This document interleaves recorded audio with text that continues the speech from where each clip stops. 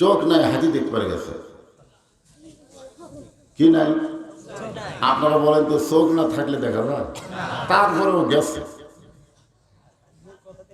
হ্যাঁ, যা একজন হাতির কান লাগতেছে আর বলতেছে হাতি কুলার মতো। একজন হাতির পা ধরে বলতেছে এই পাক্কা না, তুই ভুল বলতেছিস, হাতি হলো থমের মতো। আর একজন কানা হাতির গা ধরে বলতেছে এই তোরা দুইজনই ভুল বলছিস, হাতি হলো পাহাড়ের মতো। আর একজন হাতির ন্যাজ ধরে বলতেছে তোদের একটাও ঠিক নেই, হাতি হলো দড়ির মতো। আপনারা বলেন তো, এই যে কানাগুলো যে হাতির বয়ান করতেছে এগুলা কি ঠিক? আবার ভুলও না, আবার ভুলও যাই যেটুকু পাইছে সেইটুকুর উপর বয়ান করতেছে। আজকে আমাদের বক্তাদের অবস্থা হয়েছে তাই, এক এক বক্তা এক এক রকম বয়ান করতেছে, ওই কানা কেড়ে হাতি দেখার মতো। কথা ঠিক? তো আজকে আমি আপনাদেরকে 114টা সূরা, পবিত্র কোরআন শরীফের সূরা কয়টা? 114টা সূরার 29 পারা, 30 পারার যে 29 পারা আছে, এই 29 পারার প্রথমেই যে সূরাটা নাম হলো সূরায়ে মুলক। জোরে বলেন নাম কি? মুলক। মুলক এটা আরবি শব্দ, এর বাংলা হলো বাদশাহ, বাদশাহী। গোটা পৃথিবীর বাদশাহী কার? এই সূরাটার শুরুতেই আল্লাহ এটা আমাদেরকে জানাই দিলেন, তাবারাকাল্লাযী বিয়াদিহিল মুলক। ওই পুত পবিত্র সত্তা যিনি আমাদের আল্লাহ। সুবহানাল্লাহ বলেন। গোটা পৃথিবীর রাজত্ব কর্তৃত্ব মালিকানা কার হাতে? ওয়া হুয়া আলা কুল্লি শাইইন কদির। তিনি হলেন সমস্ত ক্ষমতার মালিক। একমাত্র ক্ষমতার মালিককে, সমস্ত ক্ষমতার মালিককে। যারা বলতেছে না তাদের কি সন্দেহ আছে নাকি? যতই মেডিসিন তৈরি হোক আর যতই ওষুধ তৈরি হোক, করোনা থেকে বাঁচাতে পারে আমাদেরকে কে? এই জন্য আমরা দোয়া করি কার কাছে? না চিন্তা করতেছেন একবার ভ্যাকসিন বের হলে আর টেনশন নাই। আরে ভ্যাকসিন বের হলে না হয় করোনা থেকে আপনি বাঁচবেন, কিন্তু মৃত্যু থেকে তো আপনি বাঁচতে পারবেন না। ধরে কোন কথা ঠিক কি না? আমরা মনে করি লোকটা করোনা হয়ে মারা গেল, লোকটা অ্যাক্সিডেন্ট করে মরল, কিন্তু আল্লাহ এই সূরা মুলকের মধ্যেই বলতেছেন আল্লাযী খলাকাল মাউতা ওয়াল হায়াতা। মৃত্যু এবং হায়াতকে সৃষ্টি করছেন কে? আল্লাহ। এই জিনিসগুলো কোরআন থেকে আজকে আপনাদের সামনে আলোচনা হবে। আমরা অবশ্যই জানি যে আবার শীত আসতেছে, এই করোনার আর একটা দ্বিতীয় ঢেউ। সরকার তো ভীতিগ্রস্ত হয়ে গেছে, দ্বিতীয় ঢেউ মোকাবেলা করার মতো শক্তি আমাদের আছে? আমাদের কোনো শক্তি নাই। সমস্ত শক্তি কার? আরো জোরে বলেন। সমস্ত শক্তি হলো আল্লাহ। তবে আমাদের কিছু নিয়ম আছে, কিছু নিয়ম আছে, আছে না নাই? হ্যাঁ, কিছু নিয়ম আছে, নিয়মের উপর আমাদের চলা লাগবে। মশা থেকে বাঁচার জন্যে আমরা আল্লাহর কাছে যদি বলি আল্লাহ মশা থেকে আমাকে বাঁচাও, যদি মশারি না টাঙ্গাই, ঠিক কিনা বলেন? আমরা টাঙ্গাই কি টাঙ্গাই না? টাঙ্গাই। তো মশা কামড় দেয়, এটা কার হুকুমে? মশারি যখন টাঙ্গার হয়, হ্যাঁ, এই মশারি টাঙ্গানোর একটা নিয়ম আছে, যখন আছে না নাই? টাঙ্গাইছেন ঠিকই, কিন্তু আলোক করে রাখছেন। তো আজকে এই নিয়ম নীতি এবং বর্তমান পরিস্থিতি আল্লাহর কোরআন থেকে যে আলোচনায় সূরা মুলক শুরুতে আমি 2টা আয়াত তেলাওয়াত করেছি, এর উপরে আপনাদের সামনে আলোচনা করা হবে। এখন সবাই আমার সঙ্গে এক বাক্যে বলবেন, সমস্ত ক্ষমতার মালিককে। গোটা পৃথিবীর রাজত্ব কার? আমার আল্লাহ বললেন লিয়াবলুয়াকুম আইয়ুকুম আহসানু আমালান ওয়া হুয়াল আজিজুল গফুর। তোমাদের জীবন এবং মৃত্যুকে আমি আল্লাহ সৃষ্টি করেছি পরীক্ষার জন্যে। ধরে এখন কিসের জন্য? পরীক্ষা হবে, পরীক্ষা। সেই পরীক্ষাটা কি? আইয়ুকুম আহসানু আমালা। আহসান, খুব খেয়াল করবেন, কোরআনে অনেক জায়গায় আছে ওয়া আমিলুস সলিহা, নেক আমল, আছে না নাই? আছে। কিন্তু এখানে বলা হয়েছে আহসানু আমালা, সুন্দর আমল। এখন আমার সঙ্গে আপনারা বলেন, মা বোনেরা আশেপাশে হয়েছে করতেছে, জবান বন্ধ রাখেন। আর ছোট ছোট বাচ্চারা এত রাত্রে রাস্তায় ঘুরে কেন? মাহফিল কমিটির যুবকদেরকে আমি বলবো, আমার আব্দুল হান্নান ভাই যে বলেছেন যে মেলা টেলা যদি না করেন তাহলে মাহফিল করার অনুমতি পাবেন, আসলেই তাই, অত্যন্ত গুরুত্বপূর্ণ কথা। আল্লাহ বলেছেন লা তাসমাউ লিহাযাল কুরআন আলগাউ ফিহি লাআল্লাকুম তাগলিবুন। কাফেরদের চরিত্র হলো তোমরা কোরআন শরীফ শ্রবণ করো না, বরং ওর আশেপাশে মেলা লাগাও। কি লাগাও? আচ্ছা, এখানে কোরআনের ওয়াজ হচ্ছে আর পাশে একটা মেলায় মুসলমানের সন্তানেরা ঘোরাফেরা করতেছে। এই পরিবেশ ভালো? জোর এটা ভালো? রাত কত বাজে? এত রাত্রে কোনো ভালো মানুষের সন্তান রাস্তা ঘোরে? ঘোরে? একমাত্র চোর ডাকাত ছাড়া ঘোরে। চোর ডাকাত খালি কয় না না। এবার সবাইকে বলবো মাহফিলের পরিবেশ দেন, আশেপাশে ঘোরাঘুরি না করে কোরআনের বাগানে বসেন। আমার মা বোনদের বলবো আপনারা চুপ থেকে আলোচনা শ্রবণ করেন। আহসানু আমালান, সুন্দর আমল। এই সুন্দর আমল করতে গেলে সুন্দর একটা পরিবেশ লাগবে। ঘরে কোন কি লাগবে? সুন্দর একটা পরিবেশ যদি আপনি তৈরি করতে চান তাহলে সুন্দর একটা সমাজ লাগবে। সুন্দর একটা সমাজ যদি আপনি গঠন করতে চান তাহলে সুন্দর একটা রাষ্ট্র লাগবে। সুন্দর একটা রাষ্ট্র যদি আপনি বানাতে চান তাহলে সুন্দর কিছু নিয়ম কানুন লাগবে। ধরে কোন ঠিক কিনা? আর আপনারা বলেন তো আল্লাহর কোরআনের চাইতে সুন্দর কোন নিয়ম নীতি আছে? ধরে কোন আছে? তাহলে আমরা সুন্দর আমল করতে গেলে সুন্দর পরিবেশ লাগবে। একটা দৃষ্টান্ত দেই, শোনেন। আপনি জোহরের নামাজ পড়বেন সামনে কাতারে, নিয়ত ভালো না খারাপ? সামনে কাতারে পড়লে সোয়াব কম না বেশি? মুয়াজ্জিন যে আজান দিছে জোহরের, আপনি সামনে কাতারে নামাজ পড়ার জন্য ওযু করে খুব জোরে জোরে মসজিদে যাচ্ছেন। আপনার বাড়ি থেকে মসজিদ হলো 100 গজ দূরে। জোরে কোন কত গজ? আচ্ছা, বাড়ির কাছে মসজিদ আর বাড়ি থেকে দূরে মসজিদ, লাভ কার? যারা দূরে মসজিদ প্রতি কদমে কদমে তাদের নেকি আছে না নাই? যেরকম আছে না না?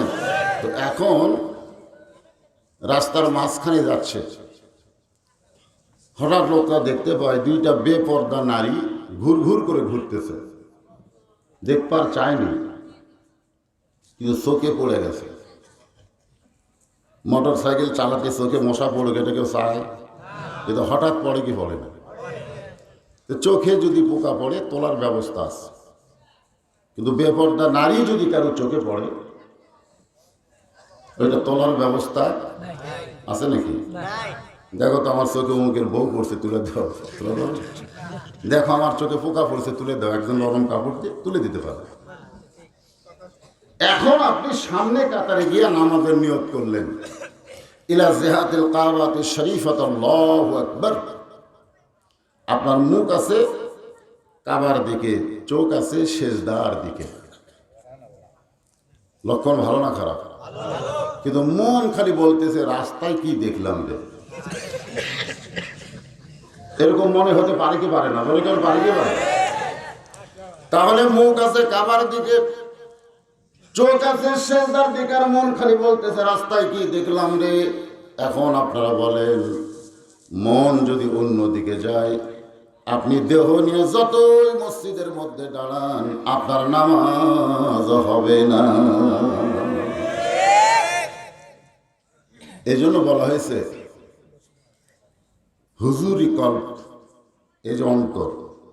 আমরা যখন কাবার দিকে মোতাওয়াজ্জা হই, আমাদের মন দিয়ে মোতাওয়াজ্জা হওয়ার দরকার আছে না নাই? কিন্তু মন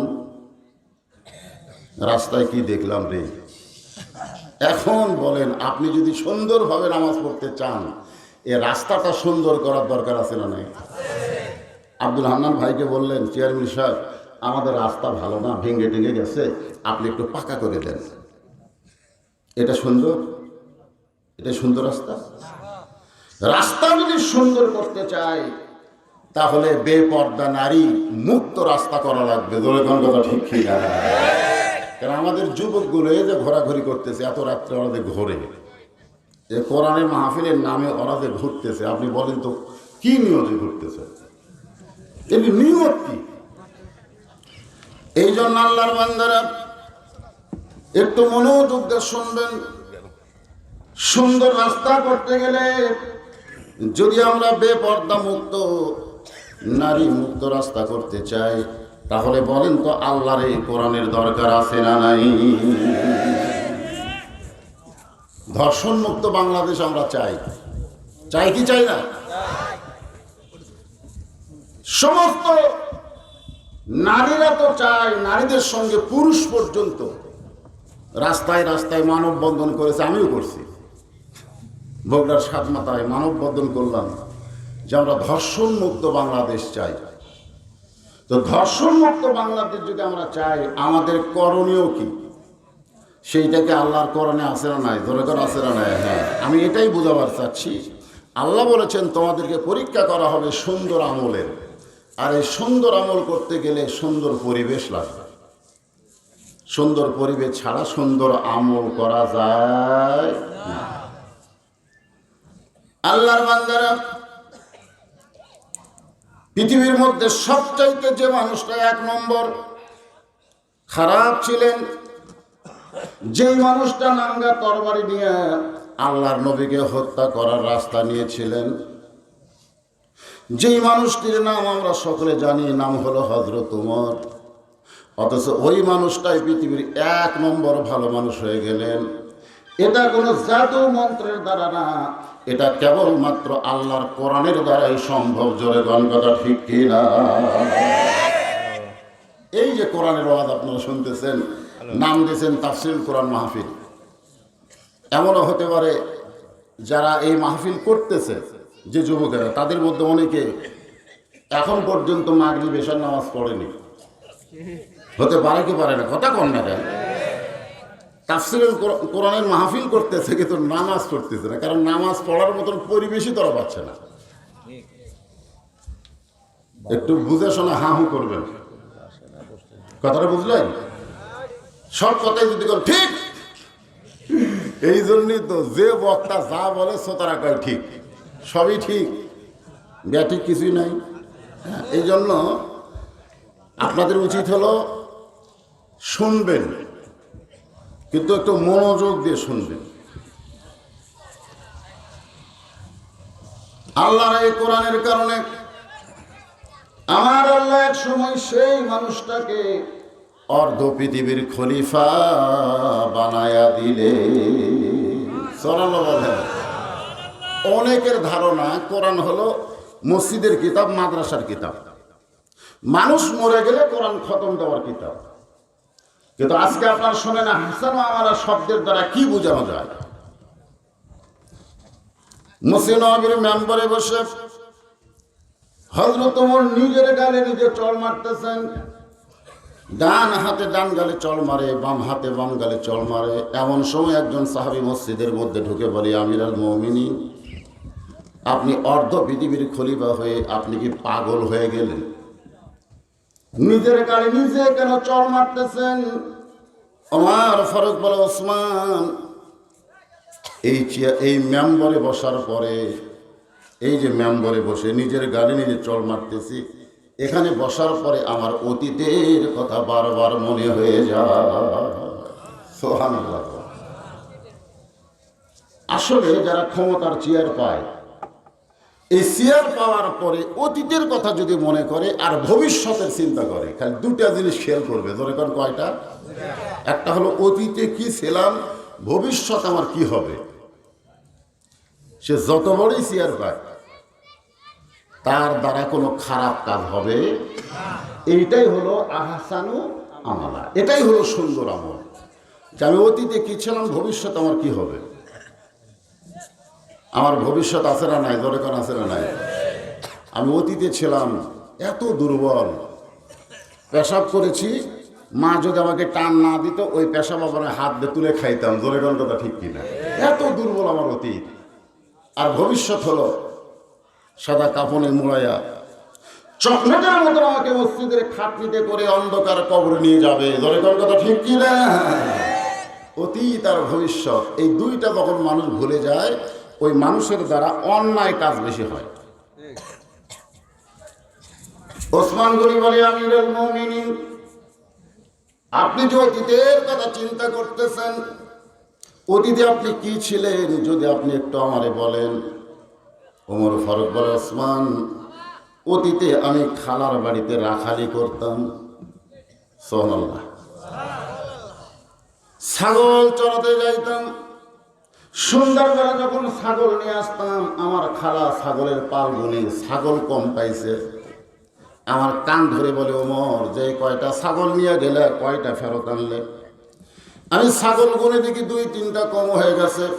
আমি আবার দৌড় দিয়ে ছাগলগুলো কুড়াইয়া কুড়াইয়া খালারে যখন জমা দিতাম, খালা আমার মাথার চুল টেনে বলতো, ওমর, আজকে যে ভুল করছো, এই ভুল যদি আগামীকাল করো, তোমার রাখালির চাকরি কিন্তু আমি ক্যান্সেল করে দিব। আমি খালার পা ধরে বলতাম, খালা, আমার রাখালির চাকরি যদি ক্যান্সেল করে দেন, তাহলে আমি থাকবো কোথায়, খাবো কি? একদিন যেই উমর রাখালির চাকরি রক্ষা করার জন্য খালার পা ধরে কেঁদেছে, আজকে সেই উমরকে আল্লাহ অর্ধ পৃথিবীর খলিফা বানাইছে।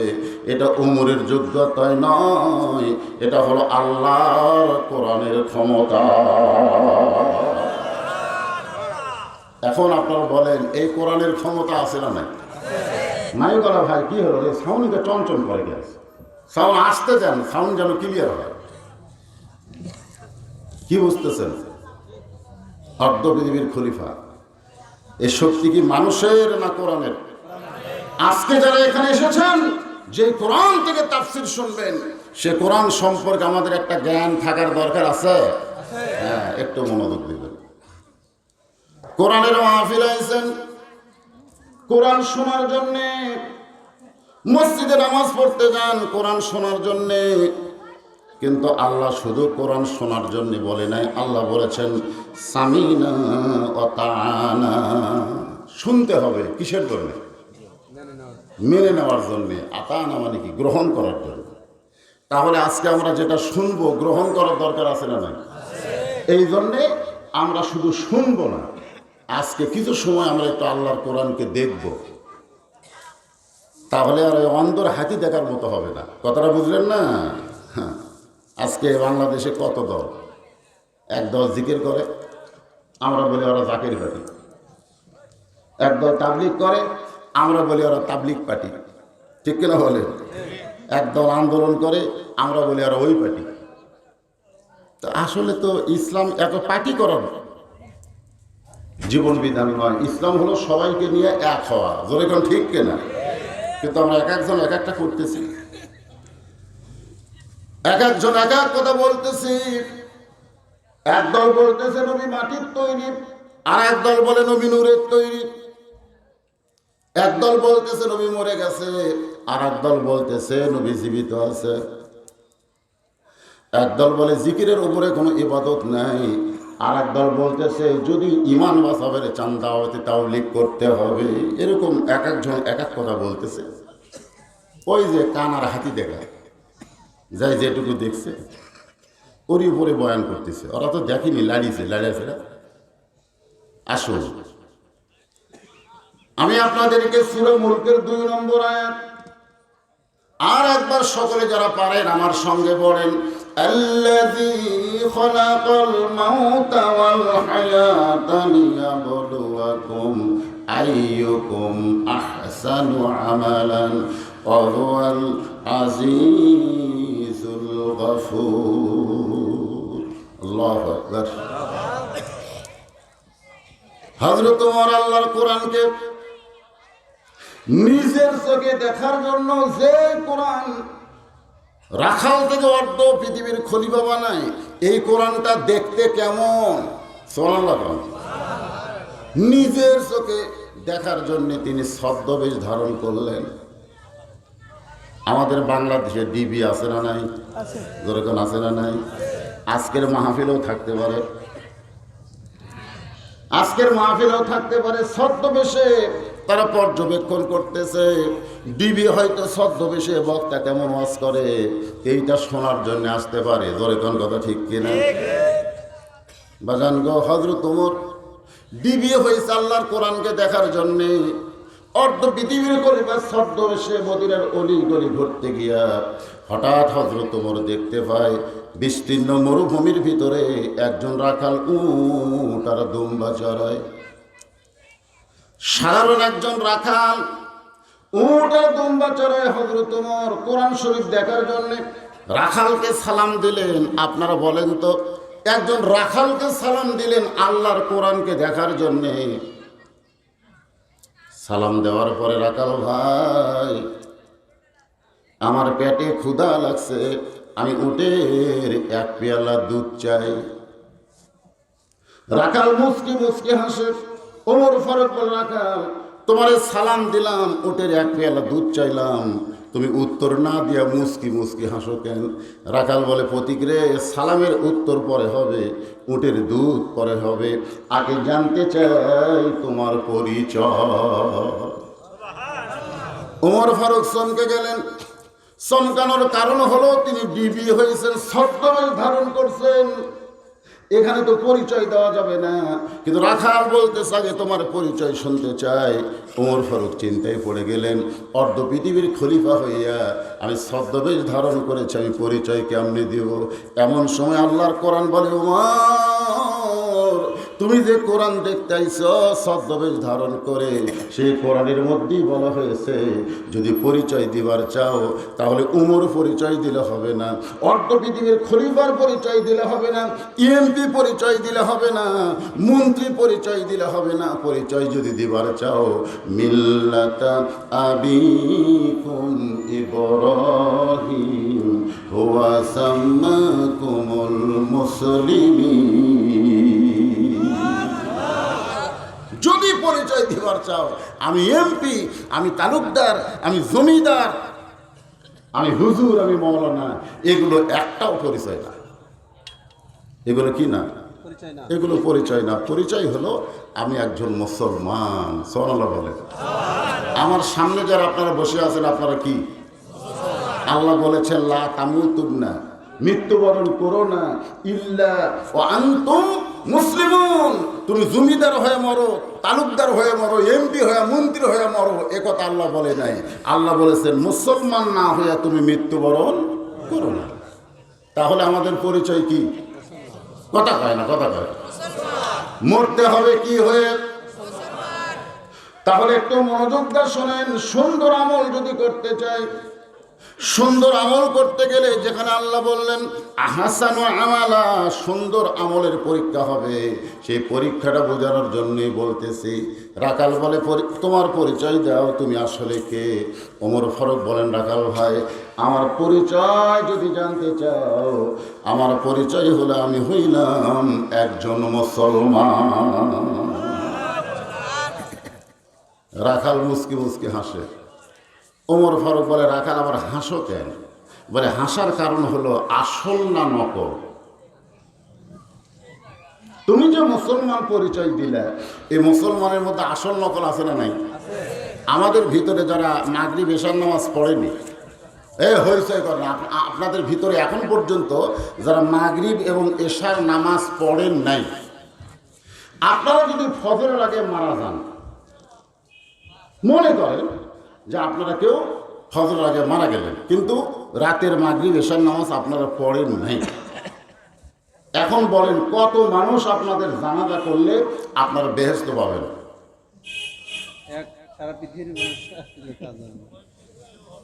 হবে? কেন হবে না? কারণ রাসূল বলেছেন লা সালাতা লা ঈমানা, যার নামাজ নাই তার ঈমানই নাই, ওরা আবার জানাজা কি? লা সালাতা লা দীন, যার নামাজ নাই তার কোনো ধর্ম নাই। আল্লাহ রাসূল বললেন বাইনাল আবদি ওয়াল কুফরি তরকুস সালাত, বান্দা কাফিরের পৃথক করার জিনিসটার নামই হলো নামাজ। এখন যারা মাগরিব এশা পড়েন নাই, যদি ফজরের আগে মরিয়া যান, আপনারা কি করেন? মরার লোক আছে না নাই? কে বলবে? আচ্ছা, একটা হিম্মতের কথা আমি জানতে চাচ্ছি যে আপনাদের মধ্যে এমন কোন লোক আছেন যে এখান থেকে বাড়ি যাওয়ার পারবেন, এই গ্যারান্টি দিবেন? পারবেন? আমার বউ তো প্রতিদিন আমাকে বলে কখন আসবেন, কখন আসবেন, একটা ধারণা যে আজকে আবার যদি শেষ হয় এত দূর থেকে বাড়িতে আসতে এতক্ষণ লাগবে। আমি বউকে বলি যাচ্ছি এইটাই ঠিক, কিন্তু আসা আমার জন্য সম্ভব না যদি আল্লাহ পাক আমাকে না নিয়ে আসে। সুন্দর আমল যদি করতে চাই সব সময় মৃত্যুকে খেয়াল করার দরকার আছে না নাই? রাখাল বলে পথিক, হযরত ওমরকে বলতেছে তুমি তো মুসলমান দাবি করলে, এখন বলো তুমি আসল না নকল? ওমর ফারুক বলতেছে মুসলমান তো মুসলমান, এর মধ্যে আবার আসল নকল কি?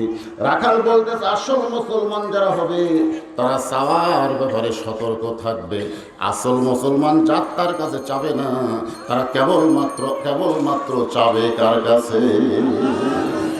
আসল মুসলমান যদি ফাঁসির মঞ্চেও যায়, আসল মুসলমান যারা যদি ফাঁসির মঞ্চেও যায়, রাষ্ট্রপতির কাছে তারা বাঁচার দরখাস্ত লিখবে, কতক্ষণ লিখবে? যদি লেখে রাষ্ট্রপতি হয়তো ফাঁসির দণ্ড মওকুফ করে দিল, খুব খুশি, ফাঁসির দণ্ড হওয়ার মওকুফ হয়ে গেছে, আমার আর চিন্তা নেই। এই আনন্দ নিয়ে যখন বাড়ির দিকে যাচ্ছে রাস্তার মধ্যে আজরাইল খাড়া আছে, আজরাইল বলতেছে সওয়া যায়, আরে ভাই রাষ্ট্রপতি আমার মাফ করে দিচ্ছে। আরে পাগলা, তুই যার কাছে দরখাস্ত লিখছিস সেই তো বাঁচবে না, জোরে কোন কথা ঠিক কিনা? বাংলাদেশে 3টা রহমান ছিল, জোরে কোন কয়টা? কি রহমান? দেখছেন, একটা হলো বঙ্গবন্ধু শেখ মুজিবুর, একটা হলো জিয়াউর, আর একটা হলো জিল্লুর। এই 3 জনই প্রেসিডেন্ট ছিল, কিন্তু তারা আছে না গেছে? তার মানে বোঝা গেল যিনি মরে যাবেন তার কাছে বাঁচার দরখাস্ত কোনো কিছু চাওয়া জায়েজ, যিনি মরবেন না তার কাছে চাইতে হবে। বলেন তিনি কে? কুল্লু মান আলাইহা, পড়েন কুল্লু মান আলাইহা ফানি ওয়া ইয়াবকা ওয়াজহু রাব্বিকা যুল জালালি ওয়াল ইকরাম।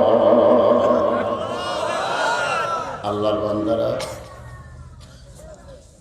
রাখাল বলে পথিক তুমি দুধ চাইছো কার কাছে? তুমি যদি আসল মুসলমান হও তাহলে তুমি দুধ চাইলা কার কাছে? ওমর ফারুক চোখ দিয়ে পানি ছাড়তেছে আর মনে মনে চিন্তা করে, আল্লাহ গো, তোমার কোরআন যখন দুনিয়াতে চালু থাকবে, ওমর যদি ভুল করে একটা রাখাল পর্যন্ত ভুল ধরতে পারবে। আমাদের বাংলাদেশে কোরআনের ওয়াজ আছে, কিন্তু কোরআন চালু, যার কারণে মানুষ ভুল করলেও আমরা ভুল ধরতে পারি না। অর্ধ পৃথিবীর খলিফা হযরত ওমর ভুল করেছে চাওয়ার ব্যাপারে, ধরে কোন কিসের ব্যাপারে? কারণ চাইতে হবে কার কাছে? আর দুধ চাইছে কার কাছে? রাখাল বলে পথিক রে, তুমি যদি আসল মুসলমান হও তাহলে তুমি দুধ চাইলা কার কাছে? ওমর ফারুক চোখের পানি বের করে বলে, ভাই রাখাল আমার ভুল হয়ে গেছে। রাখাল বলে, ভুলটা যখন স্বীকার করছো তাহলে আল্লাহ বলে কোনো বান্দা ভুল করে যদি ভুল স্বীকার করে তাহলে তার তওবা করার সুযোগ রয়েছে। সুবহানাল্লাহ বলেন। আসলে আদম আলাইহিস সালাম ভুল করছিল, গন্ধম গাছের কাছে যায় গন্ধম ফল খাচ্ছে, জোরে কোন কথা ঠিক কিনা? ভুল স্বীকার করে তওবা করেছে, আল্লাহ মাফ করেছেন। কিন্তু ইবলিস আদমকে সেজদা না করে মারাত্মক পাপ করেছে, এরপরেও ভুল স্বীকার করে নাই, বলেছে আমি আগুনের তৈরি, আদম হলো মাটির তৈরি। এই জন্য আল্লাহ ইবলিসকে মাফ করেনি, জোরে কোন ঠিক কিনা? তাহলে আমরা জীবনে যত ভুল করি সবচাইতে সুন্দর আমল হলো, আহসানু আমল হলো আমরা আল্লাহর কাছে তওবা করব। এখন পর্যন্ত যারা মাগরিব এশার নামাজ পড়েন নাই, এইটার জীবনে চরম ভুল করেছেন, এই ভুল থেকে বাঁচার জন্য আমাদের তওবা করার দরকার আছে না নাই? তাহলে আমার সঙ্গে সকলে পড়েন, সকলে পড়বেন, আস্তাগফিরুল্লাহ রাব্বি মিন কুল্লি জামবিন ওয়া আতুবু ইলাইহি। পড়তেছেন, সকলে পড়তেছেন? তাহলে পড়েন লা হাওলা। পড়েন বাবা, যে কোনো সময় আমাদের মৃত্যু হবে বাজান, তওবার ব্যাপারে কোনো আপত্তি করা যায় না। লা হাওলা ওয়ালা কুওয়াতা ইল্লা বিল্লাহিল আলিয়্যিল আযীম। ওমর ফারুক বলে, রাখাল ভাই, ভুলটা যখন স্বীকার করেছি তাহলে আমি তওবা করতে চাই। মাইক এরকম হচ্ছে কেন? হ্যাঁ, আসতে দিবার বললে আসতে দেয় না। ওমর ফারুক বলে, আমি তওবা করতেছি। রাখাল বলে, তুমি মূর্খ মানুষ।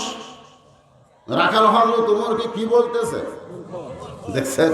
অর্ধ পৃথিবীর খলিফা আল্লাহ রাসূল কি বলেছেন, আমার পরে কেউ যদি নবী হতো তাহলে হযরত ওমরকে আল্লাহ নবী বানাইতো। সে ওমরকে রাখাল বলতেছে তুই মূর্খ।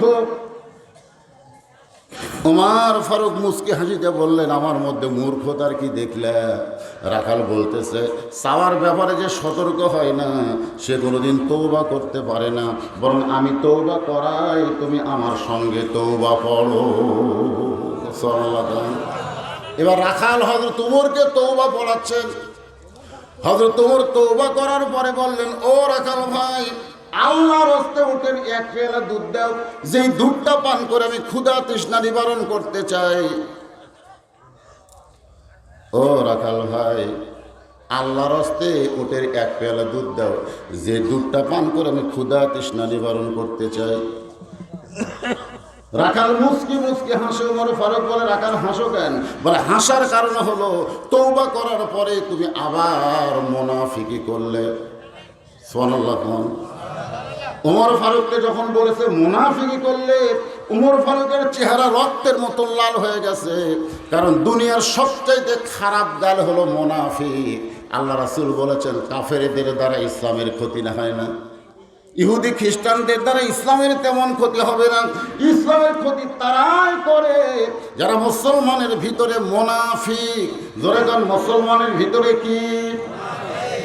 আর মুনাফিকের পুরস্কার কি? জাহান্নাম। খালি জাহান্নাম? জাহান্নামের সবচাইতে নিচে থাকবে মুনাফিক। ওমর ফারুক রাগ করে বলে, রাখাল, মুখে যা আসে তা বলো কেন? আমার মধ্যে মুনাফিকের কি দেখলে? রাখাল বলতেছে যে তুমি কি করলে যে আল্লাহর হস্তে উটের এক পেয়ালা দুধ দাও, তুমি বলো তো অন্তর থেকে, আমি কি উটের মালিক? আমি যদি উটের মালিক হইতাম তাহলে তুমি আমাকে রাখাল বললে কেন? আর আমাকে যখন রাখাল বলেছ তখন তোমার মন বলতেছে আমি উটের মালিক না। আর মালিক বাদ দিয়ে কেউ যদি রাখালের কাছে চায়, আল্লাহর হস্তে চাইলেও রাখাল দিতে পারবে না। পারবে? আমি পাবনা ওয়াজ করে কেবল টেস্ট থেকে নামছি, ইতিমধ্যে এক লোক দৌড়ে এসে আমার হাতের মধ্যে 200 টাকা দিচ্ছে। আমি ভাই কিসের টাকা ভাই? বলে, হুজুর দোয়া করেন আল্লাহ যেন আমাকে একটা পুত্র সন্তান দেয়। আমার বইয়ের একটা বাচ্চা আছে, আল্লাহ যেন একটা পুত্র সন্তান দেয়। এই পকেট থেকে ওর টাকা ছাড়াও আরও 100 বার করে ওরা হাতে দিয়ে দিলেন। বলতে তো টাকা চাইনি, দোয়া চাইছি। আমি বললাম, পাগল, আমি 3টা মেয়ের বাপ, আমার বইয়ের পর 3টা মেয়ে সন্তান আছে। আমার দোয়া যদি কবুল হইতো তাহলে আমি বহু দোয়া করছি, আল্লাহ আমাকে একটা পুত্র সন্তান দেয়। তা আমার দোয়া দিয়ে যদি আমার বইয়েরটাই পরিবর্তন না হয়, তাহলে আমার দোয়া দিয়ে তোর বইয়ের পুত্র সন্তান হবে এটা আমার মনে হয় না। তুইও যা, আমিও তাই। তখন বলে, হুজুর আপনার টাকা আপনি নেন, আমার টাকা আমারে ফেরত দেন। এই বলে লোকটা যখন যাবার চাই, বললাম কোথায় যাবে? বলে, অমুক হুজুরের কাছে যাবো, তার বেটা চল আছে। এলাম, পাগল রে, কোনো হুজুরের কাছে গিয়া কাম হবে না, তোর বাবার কাছে গিয়া কাম হবে না, কোনো পীরের দরবারে গিয়া কাজ হবে না। পাইতে যদি চাও তাহলে কেবলমাত্র মালিকের কাছে, আল্লাহর কাছেই চাও। সবচাইতে সুন্দর আমল হলো ইয়া পড়েন, ইয়া কানা বুদু ও ইয়া কানাস্তাঈন। আমরা ইবাদত করি কার? তাহলে চাইবো কার কাছে? আমরা কি বলবো নাকি আমার দয়াল বাবার দরবারেতে কেউ ফিরে না? এদিকে নাই নাকি? এটা নাই, নাই, দয়াল বাবা নাই আপনাদের?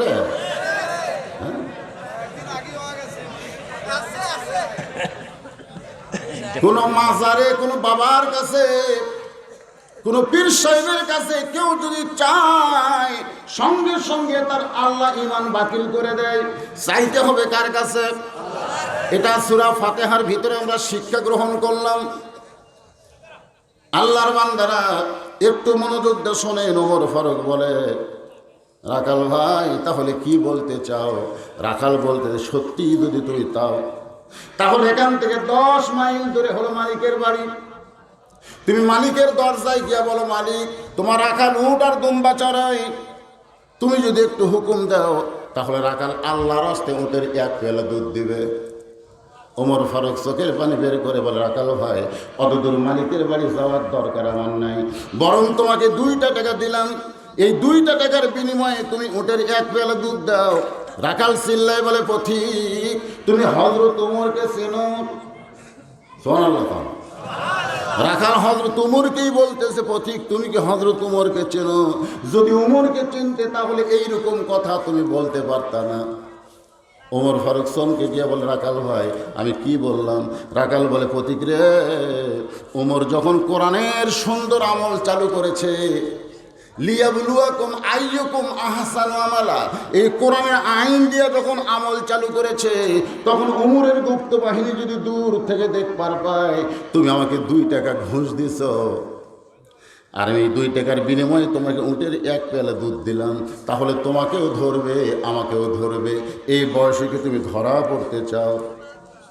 ওমর ফারুক বলেন, রাখাল ভাই তাহলে চলো আমরা পাহাড়ের গুহায় যাই, ওই গুহার মধ্যে গিয়া গোপনে তোমাকে 2টা টাকা দেব, আর গোপনে তুমি উটের 1 পেয়ালা দুধ দেবে, তাহলে তোমার মালিকও দেখতে পাবে না, দুনিয়ার কেউ ওইখানে দেখতে পাবে না। রাখাল চিল্লায় বলে, তুমি ভণ্ড, তুমি ভণ্ড।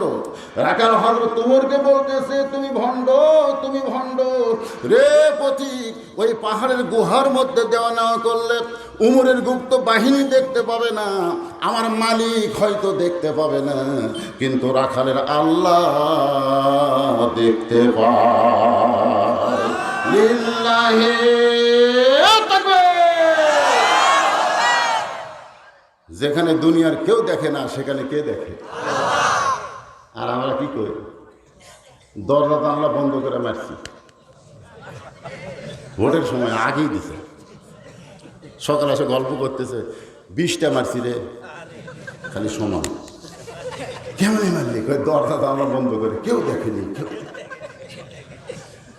তোমার 2 কান্দে 2 মোহরি লেখিতেছেন ডায়েরি, সবাই বলেন 2 কান্দে 2 মোহরি লেখিতেছেন ডায়েরি, দলিল দেখে রায় দিবে, টাকা পয়সার নাই কারবার, কিরামান কাতিবিনা ইয়ালামুনা মা তাফআলুন। আমার 2 কান্দে 2টা ফেরেশতা আছে না নাই? এদের কাম কি? তুমি যখন দরজা জানলা বন্ধ করছো, এই ফেরেশতাই তোমার সঙ্গে আছে নাকি? কথা কোন আছে নাকি? তাহলে তুমি যে কইলা কেউ দেখেনি, কেউ দেখেনি, আজকে বাংলাদেশের প্রত্যেকটা মুসলমান যদি বিশ্বাস করে আমার প্রত্যেকটা কাজ লেখা হচ্ছে, কেউ না দেখলো আল্লাহ দেখতেছে, এটাই হলো সবচাইতে সুন্দর আমল। এটার নামই হচ্ছে আহসানু আমাল। ওমর ফারুক চমকে গিয়ে বললেন, রাখাল ভাই সুবহানাল্লাহ, তুমি একটু আমার কাছে আসো।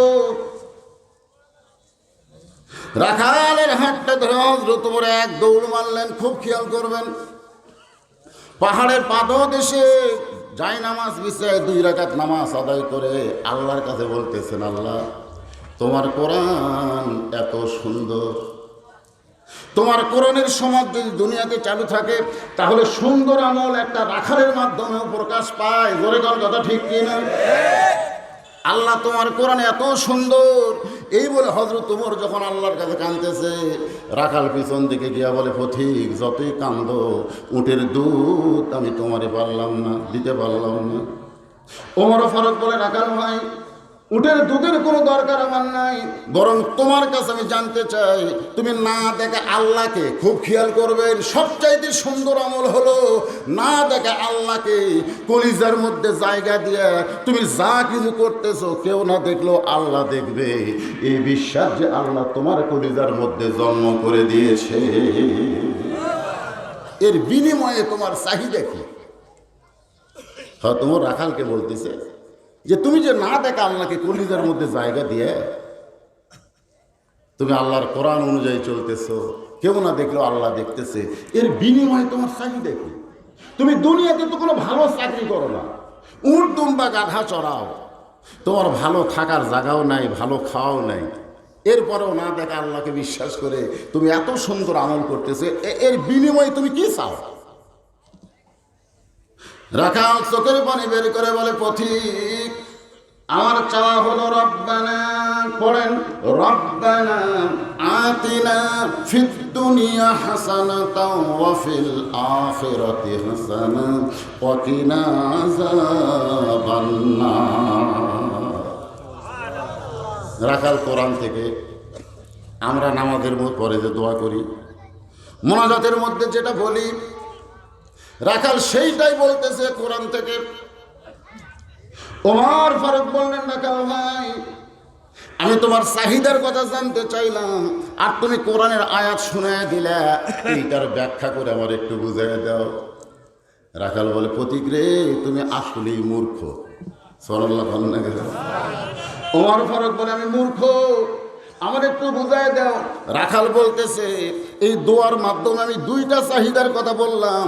এক নম্বর চাহিদা হলো দুনিয়া, দুনিয়া যেন আল্লাহ সুন্দর করে, আর দুনিয়ার চাহিদা হলো হযরত উমরকে আমি রাখাল এক নজর দেখতে চাই।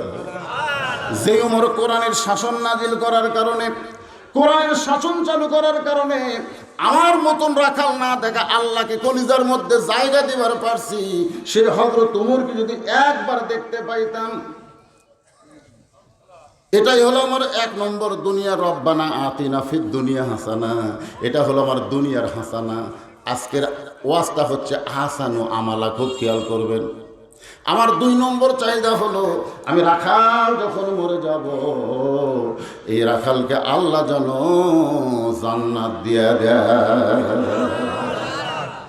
কয়টা চাহিদা? এক নম্বর চাহিদা হলো এটা দুনিয়ার চাহিদা, হোক উমরকে আমি এক নজর দেখতে চাই।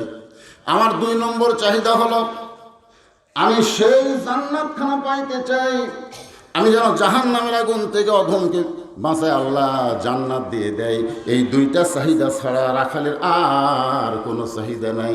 ওমর ফারুক রাখালের হাতটা ধরে একটা চুমু খাইলেন। সুবহানাল্লাহ কর। রাখাল বলে, পথিক তুমি কি পাগল হয়েছো? আমার ঘর মাত্র হাতে তুমি চুমু খাইলে কেন? ওমর ফারুক বলে, রাখাল ভাই, চোখের পানি ছাড়তেছে আর বলতেছে, রাখাল ভাই তুমি কি সত্যি হযরত উমরকে দেখতে চাও? যেই বলেছে তুমি কি সত্যি হযরত উমরকে দেখতে চাও, রাখাল চিল্লায় বলে, কোথায় হযরত উমর, কোথায় হযরত উমর? ওমর ফারুক চমকে গেলেন। আমি যে ওমর, এই কথা যদি রাখালকে বলি, যে রাখাল আমাকে তওবা পড়াছে, জোরে গান কি পড়াছে, যে রাখাল আমাকে মুনাফিক কইছে, যে রাখাল আমাকে ভণ্ড কইছে, এখন যদি বলি আমি ওমর, এই কথা বলার সঙ্গে সঙ্গে রাখাল হার্ট ফেল করে মারা যাবার পারে। জোরে গান কথা ঠিক কিনা? রাখাল বলতে যে, কোথায় ওমর ভাই, একটা বারের জন্য বলেন, আমি একটু প্রাণ ভরে দেখতে চাই। ওমর ফারুক চিন্তা করলেন, এখন আমি যে ওমর, এই কথা রাখালকে কেমনে বলি? এমন সময় আল্লাহর কোরআন সামনে দাঁড়ায় বলে, ওমর ডাইরেক্ট যদি বলবার না পারো, উদউ ইলা সাবিলি রাব্বিকা বিল হিকমা। সবচাইতে সুন্দর আমলের ভিতরে একটা আমলের কথা, ডাইরেক্ট কোনো কথা বলা ঠিক না। আমাকে এখানে আসার পরে অনেকে বলছে, হুজুর এখানে এটা হয়, এটা হয়, আপনি একটু ওয়াজ করবেন। আমি চিন্তা করে দেখলাম এখানে ডাইরেক্ট কোনো বলার দরকার নাই, হেকমতের সাথে বলা লাগবে। তো এখন ঠিক কিনা? ওমর ফারুক ডাইরেক্ট বললেন যে আমি ওমর, এ কথা বলছেন, বললেই যে হাত ফেল হইল। এখানে যে অন্যায় অপকর্মগুলো চলে, আমি যদি ডাইরেক্ট আপনাকে হিট করি হয়তো এখানে মারামারি হতে পারে, জোরে কোন কথা ঠিক। এই জন্য আল্লাহ বলেছেন উদউ, দাওয়াত দাও, ইলা সাবিলি রব্বিকা, আল্লাহ রাস্তায় তোমরা দাওয়াত দাও, বিল হিকমা, হিকমতের সাথে। হযরত ওমর বললেন নাকাল ভাই, তুমি সত্যিই যদি হযরত ওমরকে দেখতে চাও তাহলে তোমাকে ফজরের নামাজ, জোরে কোন নামাজ, নামাজের মধ্যে সবচাইতে গুরুত্বপূর্ণ নামাজ হলো ফজরের নামাজ। এই নামাজ কিন্তু সকলে আদায় করতে পারে না। এই নামাজের আজান যখন মুয়াজ্জিন দেয় অতিরিক্ত কথা বলে, সেটা হলো আসসালাতু খায়রুম মিনান নাওম। রাসূল বলেছেন ফজরের জামাত আর এশার জামাত, এই দুই জামাত যারা মসজিদে আদায় করে না এরা মুনাফিক হয়ে যায়। জোরে কোন কি হয়ে যায়? অধিকাংশ মানুষ এই দুই ওয়াক্ত নামাজ জামাত ফেল করে। জোরে কোন কথা ঠিক কিনা? বিশেষ করে আমাদের মতন বক্তা যারা, আর আমাদের ওয়াজ শোনে যারা, মানে আমরা ওয়াজ করে বাড়ির যে 3টার সময় ঘুমাবো, ফজরের জামাত মিস করে কোনো মতে খালি ঘুমোতে এসে এত পায় ওই খাটের কাছে ক্যাঁত ক্যাঁত করে 4 রাকাত মারে আবার শটানো। আর আমাদের ওয়াজ যারা শুনলো এরাও আজকে ফজরের জামাত মিস করবে। কি মনে করতেছেন? দুই ওয়াক্ত নামাজ জামাত আদায় না করলে রাসূল বলেছেন তার মৃত্যু হবে মুনাফিক অবস্থায়। একটা কি ফজর, জোরে কোন একটা কি? ওমর ফারুক বললেন নাকাল ভাই, তুমি যদি সত্যি হযরত ওমরকে দেখতে চাও তাহলে ফজরের নামাজ তোমাকে সামনে কাতারে আদায় করা লাগবে। সামনে কাতারে যখন ফজরের নামাজ পড়বে তখন তাকায় দেখবা মিহরাবের ভিতরে যে মানুষটা ইমামতি করতেছে ওই মানুষটি হলেন হযরত ওমর।